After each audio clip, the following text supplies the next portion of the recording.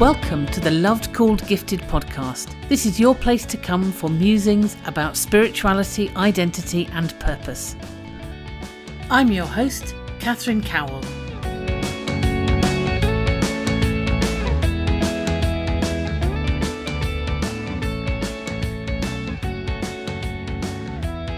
In this episode of the Loved Called Gifted podcast, we're thinking about the idea of self-worth and where we get our worth from. Do we get it from the things that we do, from our achievements, or do we get it from an inherent sense of having self-worth simply because of who we are? It will be absolutely no surprise to you to know that I think that it is through our own inherent value that our self-worth needs to come from, not from the stuff that we do. But we grow up in a society where doing an achievement is very much where self-worth is viewed as coming from. So we end up stuck in something I would like to call the cycle of doing. And I'm going to be introducing you to two kind of different ways of tackling this and thinking about this, places that we can come from. So I'm going to talk to you about the cycle of being and the cycle of doing. And this is something that we tackle on the Loved Called Gifted course, which is available at the website if you want to have a look. That's lovedcalledgifted.com. And where the transcript is, I'm going to put some diagrams of the cycle of being and the cycle of doing in case you want to have a bit of a look. So, our society from a very young age, from the moment that we're socialised really, gives us an understanding that worth is attached to achievement and behaviour, doing things that are appropriate, doing things that are culturally acceptable. And in lots of ways, that kind of makes sense in that we need people to be able to live in a way that fits with society. We all need to be able to behave in ways which are sort of socially appropriate. So it's not a surprise that from a very young age, we get approbation and congratulations from the things that we achieve. You know, you learn to walk and there is a round of applause from everyone. You learn to defecate in the right container and everybody is delighted. So from when we're really young, we have this sense that there is worth that comes from the things that we do and the things that we achieve. Certainly that continues into education. I would say that in educational settings, certainly in Britain, things have come a long way. So there isn't that sense of competitiveness that there was when I was growing up. So in the schools that I went to, people did not regularly hand out certificates. I remember at my middle school, there was a prize giving at the end of each year, and there would be one lucky individual whose name would be written in gold leaf on this kind of oak panelling on one of the walls. It used to be a grammar school. It wasn't when I was there, but it still had that kind of grammar school vibe. And there were the names of people who had won the Ashton Cup from years and years ago. So there would be one individual whose name would be in gold leaf on the wall. And then there would be a few other people who got prizes at the end of the year. But in general, you had to be amongst the lucky few to have been awarded anything at all. These days, things have changed. We're much better at acknowledging a wider range of achievements. So when I was at school, certificates were rarely handed out. Now there is often very ready acknowledgement of individual achievements, particularly when we're young. So even though my kids have not found school particularly easy, they have still managed to come home over the years with enough certificates that I could, if I wanted to, wallpaper a medium-sized living room. There is the Star of the Week, the Star of the Month. There's certificates for trying hard in maths, being a star in English, being kind to somebody, all kinds of things. So it's a kind of game that we are playing, certainly with our young people, than it used to be in lots of ways. But fundamentally, the rules haven't changed. You get approbation and award and a sense of self-worth from society recognising, or from yourself recognising actually, that you've achieved something. So back to our cycle. We start from the perspective that we want to feel that we are worth something. We want to know that we have worth and value to society. And the consequence of that is that we strive to achieve things, we strive to gain things, we strive to do some of the things which society says would equal success. And then if we do succeed, we feel great. But actually what we discover is that those feelings of self-worth are fleeting, that you come back to that sense of, am I good enough? And if you imagine that as going around a cycle, you end up back at the beginning where you think, well, I want to feel that I'm worth something, I need to achieve. For some people, actually, life is really quite hard. And there is a real sense, particularly actually if you're suffering from something like depression, there can be a real sense when you get to that kind of, I don't feel that I'm worth anything, you can almost feel that, or you can definitely feel, not just almost, you can feel that there is no point in trying to achieve anything because there's no prospect of it getting anywhere. So you can become inactive because you just think that there is no point trying, or I haven't got the energy, or there just isn't anything to fight for, or I'm not going to get anywhere. I'm not the kind of person who's going to achieve anything. So there isn't any point getting out of bed in the first place or giving this a go. But actually that doing nothing can lead you to feel worthless and useless. So then you're back to that thing about wanting to feel that you're worth something and wanting to achieve. And either you kind of start around the loop of, well, I'm going to try and do something to promote a sense of self-worth, or you're back around that downward spiral of thinking, well, I don't feel like I'm worth anything. I'm worried that I'm not. There isn't any point in trying. I'm not going to get anywhere. So you end up around a kind of a sub-loop. And of course, the other thing is that even if we try to strive and achieve to do something and to get somewhere, there is a bit of an ups that can happen in that you try and then for some reason it doesn't work out. So then that lands you back at that place of feeling that you want to feel like you're worth something, but perhaps you have this fear that you're not. And I think we can really see that cycle happening in society. The cliche almost is of the really successful person who works hard and achieves and then finds that despite having worked hard and successfully got round the cycle, and still it doesn't really satisfy that thing inside which says, I feel like I want to know that I am worth something.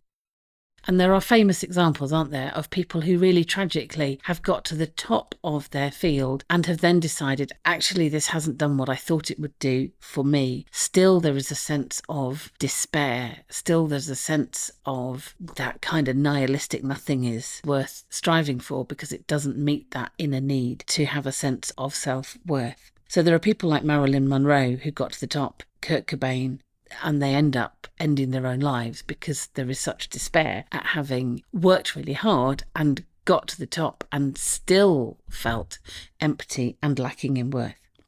Obviously, that's a really kind of unusual end of the spectrum. For most of us, it's a bit more subtle than we're going to become billionaires and then be dissatisfied with it. But there are still certain markers in society which inherently in themselves have attached to them a sense of worth. And we have that feeling that if we strive for these things and if we achieve them, then that will give us the sense of self-worth that we're looking for. That sometimes it's about career. There is a sense that if I keep working at this, I will get to the top, or I will get the next job, or I will get the next promotion. But actually, I think we are much more aware these days that that isn't necessarily going to be the thing which is going to give us the satisfaction that we might have been told that it would. And maybe we've always been a bit more intelligent than that. Maybe we've always really known that that kind of success actually doesn't guarantee any sort of sense of self-worth. So there are certain markers in society of achievement that we all have a tendency to want to strive towards. So one of those would be getting a job, learning to drive, buying a house, although that's becoming more aspirational than it was maybe 30 years ago, having a partner, having kids, achieving the right body shape, being fit. There are a number of different things which we would all tend to sort of strive towards because we have the sense that that will give us a sense of worth. Ironically, of course, quite a few of those are not actually in our control. So sometimes you can work really hard to get a job. You can fill in hundreds of application forms and be perfectly competent, but still not be the person that gets to the top of the list. Successfully procreating is more about biology and luck than it is about skill. So is having a partner, actually. You know, some of us are lucky enough to fall in love with people with whom we can build a successful life, and some of us don't. And, you know, we all know some really, really lovely, gorgeous, wonderful people who have never met anybody and never had a relationship. But still, that kind of lack of success can lead us to a sense of not having the self-worth in some ways. So there are lots of ways in which we can fail, it turns out. So this cycle of attempting to get our self-worth from what we do has all sorts of kind of ways in which it sends us back to that point of thinking, well, I need to feel that I'm worth something. And quite often what it does is that it leads us to seek to be doing things in life, or seek to achieve things, or have goals in life, which are really centered around what we think we ought to be doing and what we think would give us a sense of achievement and worth according to the sorts of things which society suggests are good to have. But we also do it in micro ways, in little things that we sort of challenges that we set ourselves on a daily or a weekly basis. Mine, I would freely admit, is the never achievable aspiration of being more efficient. I always think I will get lots done, but I'm 51, and the sad truth is that the chances of me becoming quicker and slicker at tasks in life is pretty slim. So really, that's an achievement goal that I would do really well to stop putting myself through. And it's not only in kind of general life that we can end up setting ourselves challenges. More subtly and more surprisingly, in the sense of spiritual and personal growth, I think we can also kind of go around this cycle. If I get fitter, if I go to the gym more often, if I manage to run 3 times a week, if I set myself a New Year's resolution and I actually manage to achieve it, of eating less chocolate, drinking less alcohol, whatever it happens to be, maybe if I manage to meditate every morning for 20 minutes, my life would be calmer and better. And I could say that I had achieved that sense of being the person that I'm hoping to be. If you're part of a religious community where there is teaching and reading, then one of the messages that you can end up getting is that actually if you try a bit harder, if you do a bit better, then you will be a better Christian or Buddhist or Muslim. If you do more of this stuff, if you get better at your spiritual practices, if you read the Bible more often, if you pray better, there are all kinds of things which can end up being set up as kind of achievements. Actually, ironically, the spiritual are within a realm where we would think that we would be a bit more enlightened than that actually that wouldn't be where we were getting our worth from. So obviously that cycle of doing, the sense I am what I achieve, is not the most healthy or helpful way to address this thing about self-worth. So there is a different starting point. So I would now like to introduce you to the concept of the cycle of being.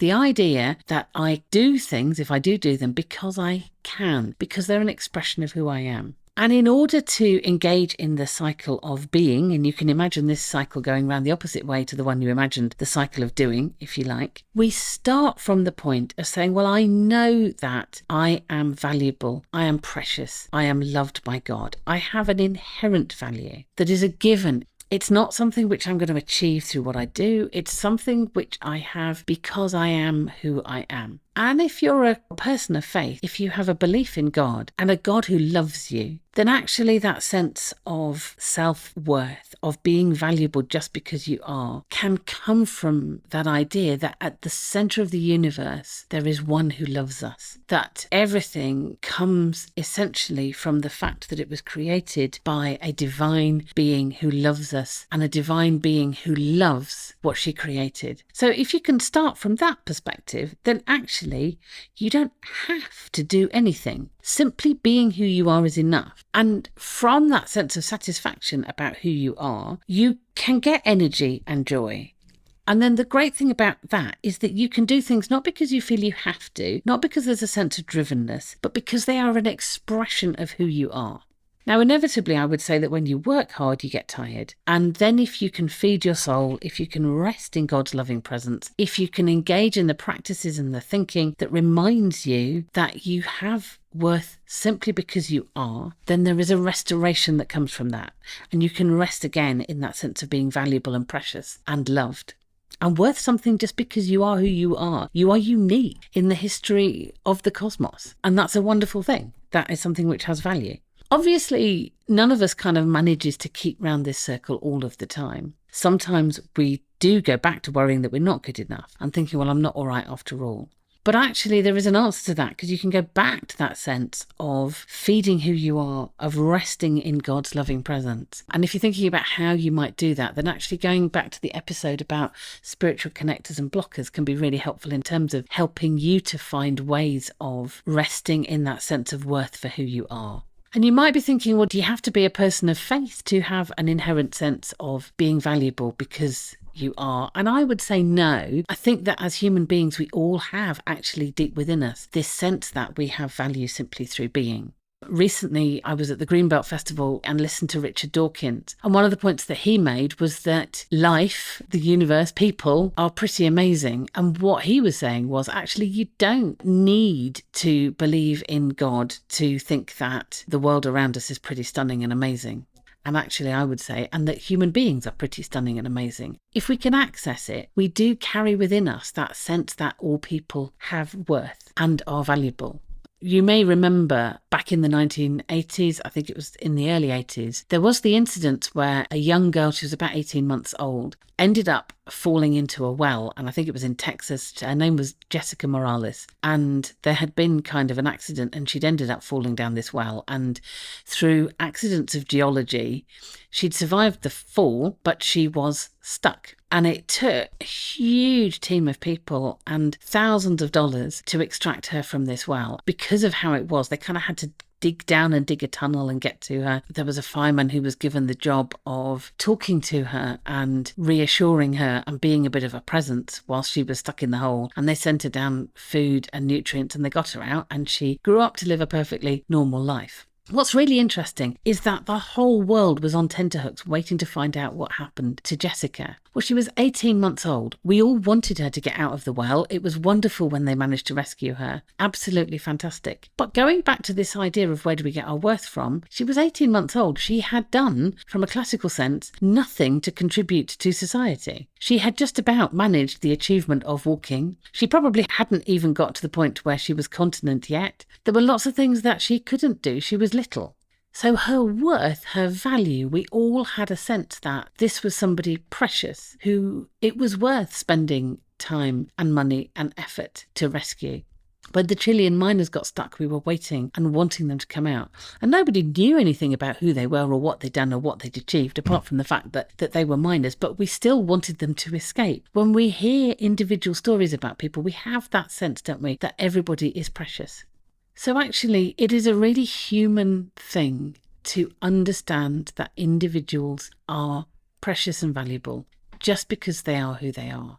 And we can more fully express who we actually are when we start from that place of knowing that we are loved and that we are precious, knowing that we have value, and knowing that simply being who we are is a good thing. And actually, when we really rest with that and settle into it and allow that to be the beginning of our cycle, not the end to which we are wanting to achieve, then we are able much more to express the essence of who we are. We are much less likely to get caught up doing things or engaging in activities or chasing careers and achievements, which are the things which society are telling us that we should have. I'm much more able to rest in the present moment, because life is just a series of present moments, and this moment that you are in is a precious one, and it's worth celebrating that. And the person who you are now is precious. The way that you express life in this world, the uniqueness that you bring is deeply, deeply valuable. And so beginning to move out of that sense of you're not going to be worth it unless you strive is valuable and will enable you actually to achieve more of expressing your uniqueness in the world than ever you will get from chasing a sense of achievement. So whatever it is that you're chasing, it's not that those things are bad. It's just that is really not the place for your self-worth and your value to come from. So let's give ourselves a break. Let's remember that we are valuable and let's enjoy today for what it is. Hope you enjoyed this episode of the Loved Called Gifted podcast. If you'd like to get in touch, you can email lovedcalledgifted@gmail.com. You can find a transcript of this podcast at lovedcalledgifted.com, and that's also the place to go if you're interested in the Loved Called Gifted course, or if you'd like to find out about spiritual direction or coaching. Thank you for listening.